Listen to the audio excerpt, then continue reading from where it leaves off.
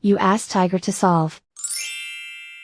This deals with linear equations with one unknown. The final result is x equals -122. Let's solve it step by step.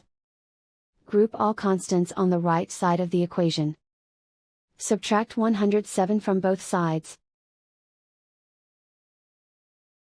Group like terms. Simplify the arithmetic.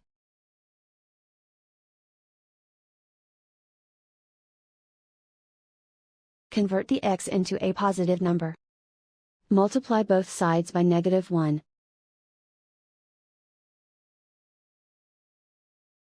Remove the ones. Simplify the arithmetic. And so the final result is x equals -122.